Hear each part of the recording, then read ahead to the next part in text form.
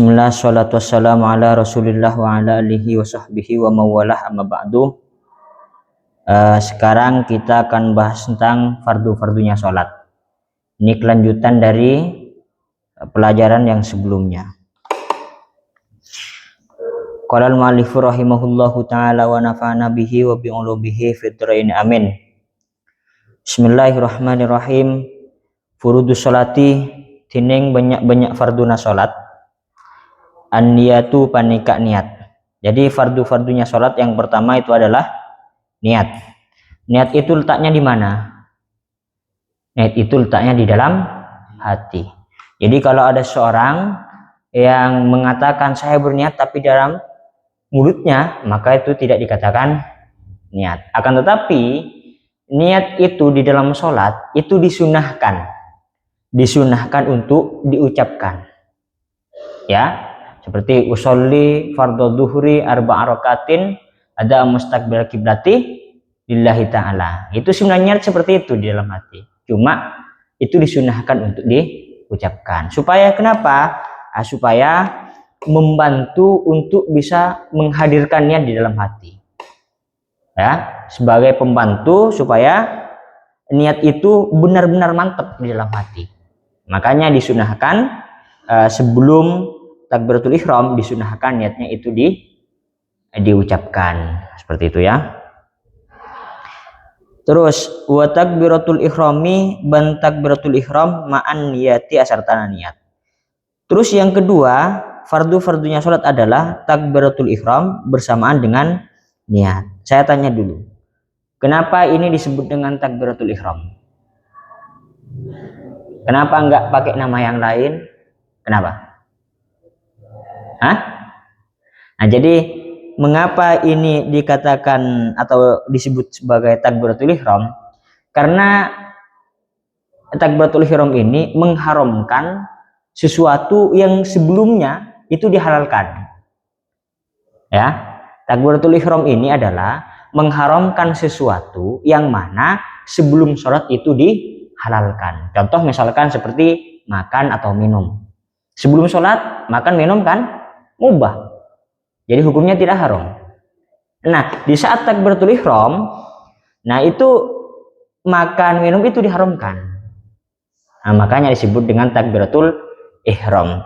Takbiratul ihram ini takbiratul ihram ini ada banyak macam. Takbiratul ihram ini ada yang lumrah kita ketahui yang seperti ini, Allahu Akbar, itu kan, Allahu Akbar seperti itu. Jadi misalkan ada orang yang takbiratul ihramnya seperti ini, Allahu ajallu wa akbaru, Allahu ajallu akbaru, maka nggak apa-apa, ya. Atau misalkan ada Allahul Akbar, Allahul Akbar. Jadi pada lafaz akbar itu diberi Allahul Akbar, maka nggak apa-apa. Nah, kalau sebelum lafaz jalalah, maksudnya lafaz Allahnya, kalau ditambah waw itu yang bermasalah. Misalkan contohkan wallahu akbar. Jadi sebelum lafaz Allah dikasih waw, maka itu tidak sah nanti sholatnya. Ya. Kemudian misalkan itu kan yang lumrah kita ketahui, lafaz Allahu Akbar itu kan, lafaz akbar itu kan dijasemkan, ya kan, Allahu Akbar. Misalkan itu tidak dibaca jasem, tidak diharakati sukun, maka itu enggak apa-apa, Allahu Akbaru, enggak apa-apa, Allahu Akbar.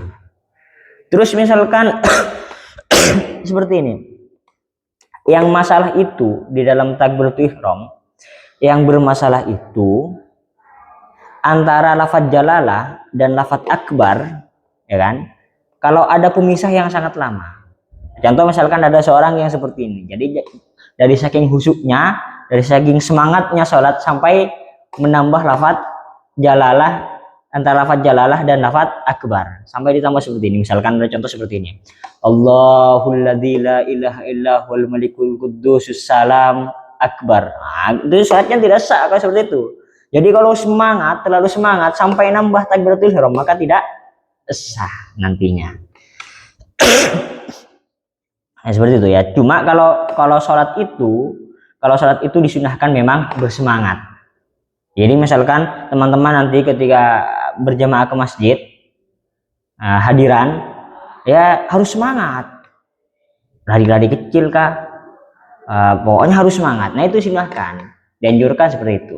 Cuma kalau menampakkan kesemangatan kita tapi salah tempat, nah itu efeknya nanti salah. Nah, ini kan ada orang yang saking semangatnya kemudian takbiratul ihram ditambah.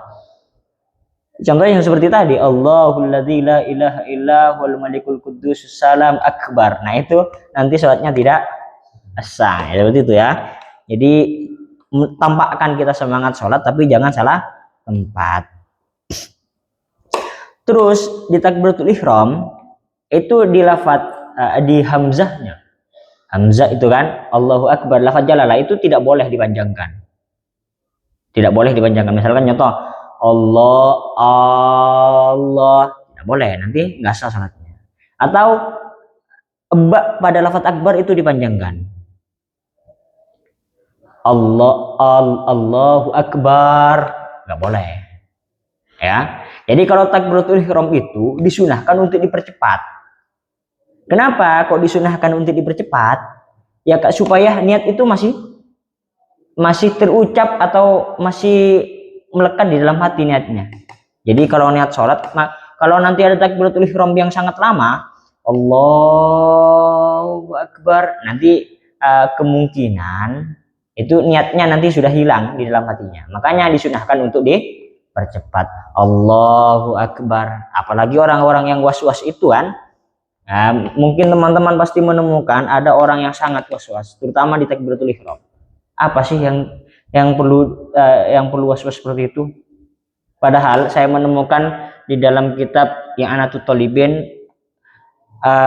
orang was-was itu, orang yang was-was di dalam beribadah kepada Allah itu diibaratkan rumah itu banyak hartanya di dalamnya.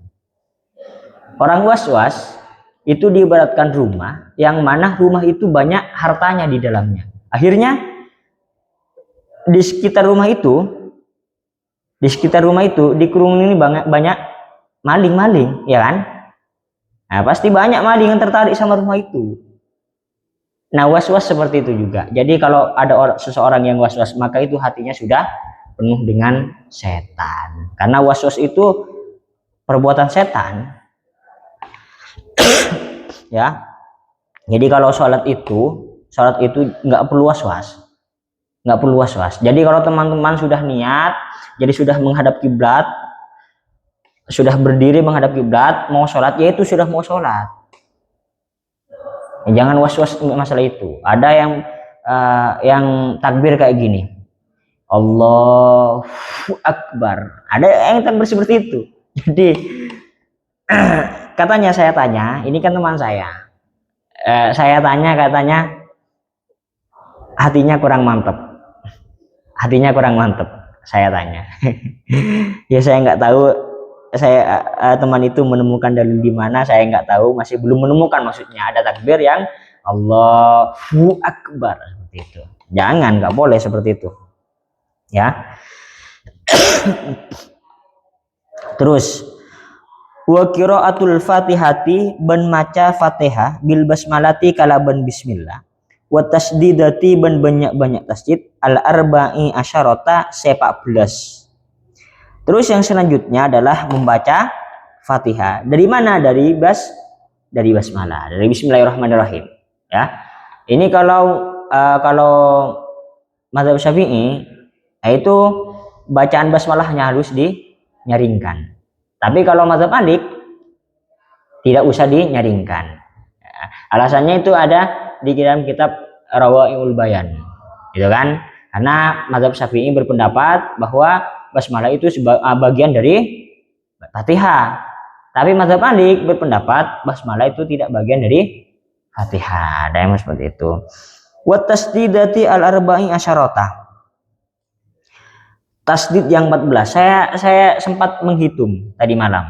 Sempat menghitung apakah benar basmalah dari basmalah sampai waladhdallin, apakah benar tasdidnya itu 14.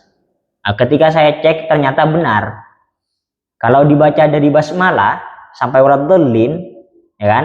Fatihah itu kalau dihitung tasdidnya itu ada 14. Ya. Terus Fatihah ini banyak nama sampai ada 10 nama dijelaskan di dalam kitab Al-Bujairi Minal Khatib, sampai ada 10 nama. Ada namanya adalah Suratus Syifa. Mengapa dia namanya Suratus Syifa? Ya karena kalau ada seorang yang sakit kemudian dibaca Fatihah, ya kemungkinan besar nanti sembuh. Nah, betul kan? Kemudian juga ada namanya Suratus Shalah. Mengapa dinamai Suratus Shalah? Karena Suratus Shalah itu karena di saat ada seseorang yang sholat kemudian tidak membaca Fatihah, maka sholatnya tidak sah. Masih banyak, ada Sab'ul Masani, ada Ummul Kitab, ada Ummul Quran, sampai dijelaskan sampai 10 nama Fatihah ini. Nah, ini teman-teman nanti yang mau punya keinginan untuk menjadi dukun, nah ini amalkan Fatihah ini. Jadi kalau ada orang yang sowan ke teman-teman nanti ketika saat jadi dukun, sowan mau minta air, ada keluarga yang sakit, nah dan teman-teman langsung baca Fatihah. Karena Fatihah ini salah satu namanya ada Suratus Syifa, jadi obat.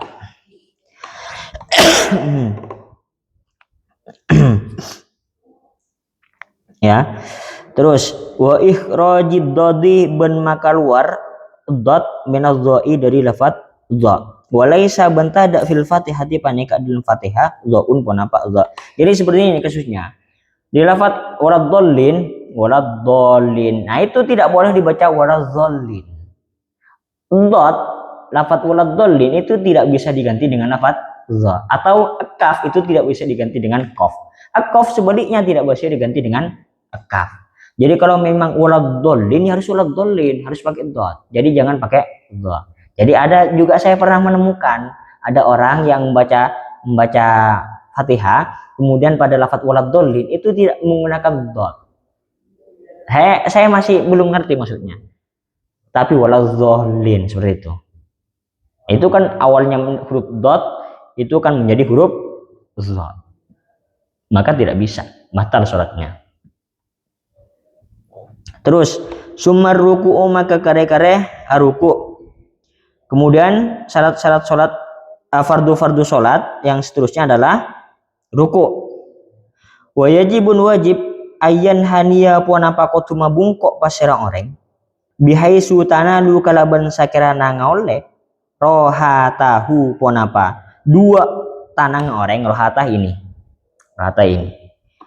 ngoleh rukbataihi kedua atau orang, maksudnya memegang kedua lututnya seperti ini ya. Ini catatannya bagi orang yang mu'tadil, orang yang normal. Jadi misalkan ada kasus yang tangannya terlalu panjang atau terlalu pendek, atau panjang satu yang satunya pendek. Ya enggak, ini dia yang maksud di sini ayyan haniya bihaitsu tanalu rohatahu rukbataihi ini khusus kepada orang-orang yang normal saja, ya kan?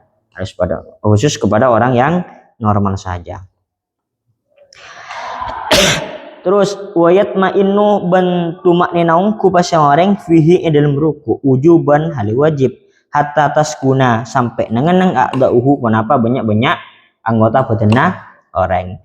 Ini kan di dalam ruku itu wajib tumaknina. Wajib tumaknina dalam ruku. Tumaknina itu waktunya berapa menit? Enggak sampai 1 menit. Waktu di dalam tumaknina itu sekitar 1 detik aja. Karena kalau dijelaskan dalam kitab itu waktu tumaknina itu disebutkan biasanya seperti mengucapkan lafaz subhanallah.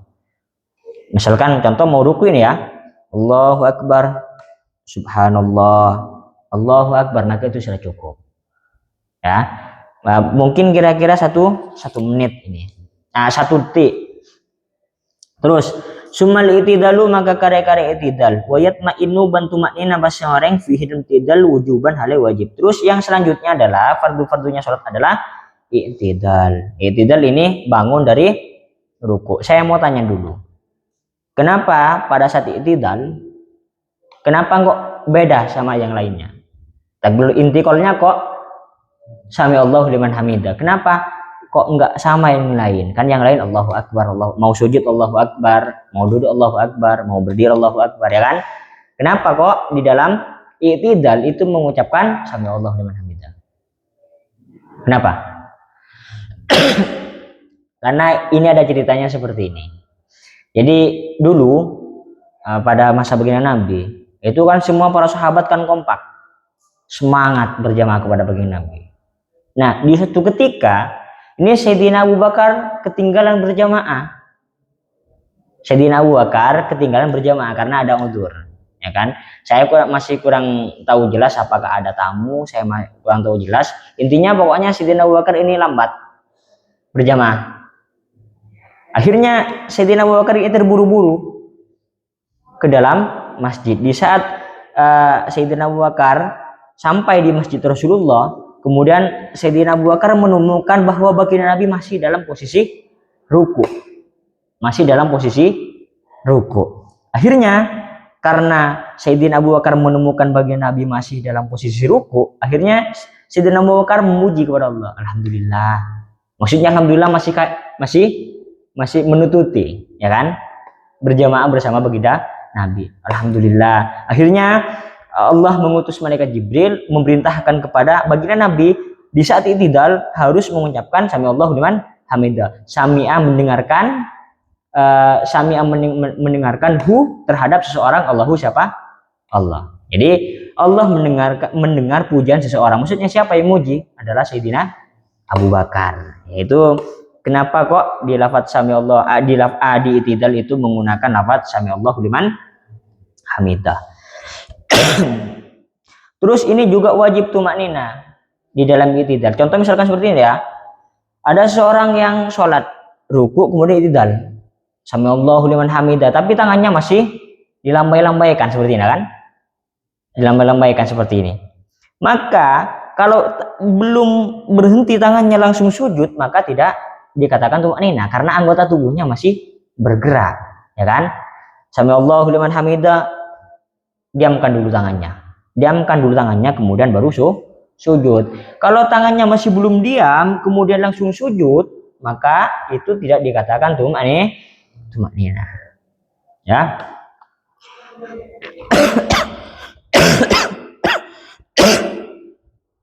Kemudian di i'tidal ini kalau mazhab Syafi'i itu disunahkan tangannya diirsal.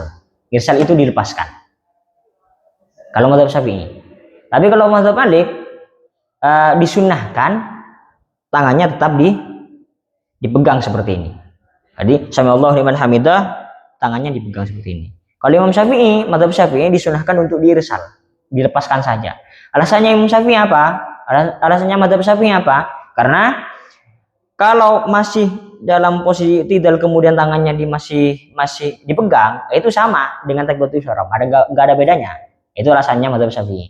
Tapi alasannya mazhab Malik, kenapa harus dipegang? Karena penghormatan yang sangat bagus, penghormatan yang sangat baik, ia harus memegang tangannya. Coba nanti teman-teman nanti di saat ada di hadapan kiai misalkan, pastikan memegang tangannya kan? Ya karena itu suatu penghormatan. Nah, itu pendapatnya ulama Maliki seperti itu.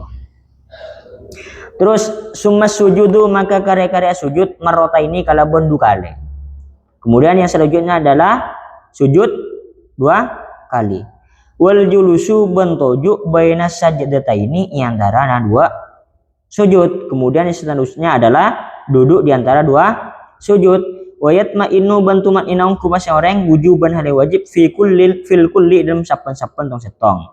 Wayaf alu ban ngalakona para seorang bakiar rokaati dek kasakena banyak-banyak rokaat kadzalika kategori disebut, ya seperti itu. Terus wa tasyahhudu tining tasyahud al awwalu pertama wa qu'uduhu ban tojukna orang sunnatun paneka sunnat. Jadi tasyahud awal itu hukumnya adalah sunnah. tasyahud awal itu hukumnya adalah sunnah. Jadi jangan sampai salah paham. Kadang-kadang ada orang seperti ini, banyak saya temukan. Ada imamnya, ini kan kasusnya lagi berjamaah, meskipun sendirian nggak apa-apa. Ada orang yang bermakmum kepada seorang misalkan ya, kemudian imam itu lupa tasyahud awalnya. Imam itu lupa terhadap tasyahud awalnya. Kemudian si makmum mengingatkan dengan subhanallah, subhanallah. Akhirnya imam itu duduk kembali tasyahud awal. Nah, itu tidak sah sholatnya, batal sholatnya nantinya. Karena kenapa? Karena tasyahud awal itu hukumnya adalah sunnah. Imam itu kok bisa batal sholatnya? Karena meninggalkan sesuatu yang wajib dan mengerjakan sesuatu yang sunnah. Kalau sudah tegak berdiri, maka tidak usah turun kembali. Karena hukumnya tasyahud awal itu hanyalah sunnah. Nah, kalau kembali ke tasyahud awal, efeknya nanti batal nanti sholatnya. Ya. Jadi hukumnya tasyahud awal itu adalah sunnah. Wa tasyahhudu tining tasyahud al-akhiru saya terakhir wal julusu bentoju fihi dalam tasyahud akhir fardun paneka fardu. Jadi tasyahud akhir, nah itu hukumnya wajib. Tasyahud terakhir itu hukumnya adalah wajib. Jadi kalau ada orang yang tidak tasyahud terakhir, maka hukumnya sholatnya nanti batal. Tapi masa enggak? Masa ada orang yang lupa tasyahud akhir, nanti sholatnya mau ditutup bagaimana? Nanti sholatnya mau ditutup gimana kalau tidak ada tasyahud akhirnya? Ya. Wassalatu tining as-shalawat ala nabi atas kustagnya Nabi sallallahu alaihi wasallam ba'da tasyahudi samaran tasyahud wa qabla salami ban isabluna salam fardun paneka wajib. Jadi membaca sholawat kepada baginda Nabi setelah tasyahud dan sebelum salam itu hukumnya adalah wajib. Kalau ada seorang nantinya yang lupa tidak membaca sholawat kepada baginda Nabi, maka sholatnya batal. Karena bersolawat kepada baginda Nabi di dalam sholat itu hukumnya adalah wajib karena termasuk fardu-fardunya sholat. Wassalamu tining ngorok salam minas sholati dari sholat fardun manika wajib. Jadi memanggil salam di saat sholat itu hukumnya adalah wajib. Tapi ini yang wajib hanya satu kali saja. Ya, yang lumrah kita ketahui kan, yang sunnah juga kita kerjakan. Assalamualaikum warahmatullahi wabarakatuh kan. Jadi di saat kita sudah memanggil salam yang pertama, sebenarnya itu sudah keluar dari sholat. Innaka hamidum majid. Assalamualaikum warahmatullahi. Nah, itu sudah keluar dari sholat. Nah, seperti itu ya. Ini seputar pembahasan tentang fardu-fardunya sholat. Mungkin sampai di sini saja dulu. Nggak ada pertanyaan? Nggak ada? Ya mungkin sampai di sini dulu. Mudah-mudahan bermanfaat. Kurang lebihnya mohon maaf. Wallahu a'lam bishawab.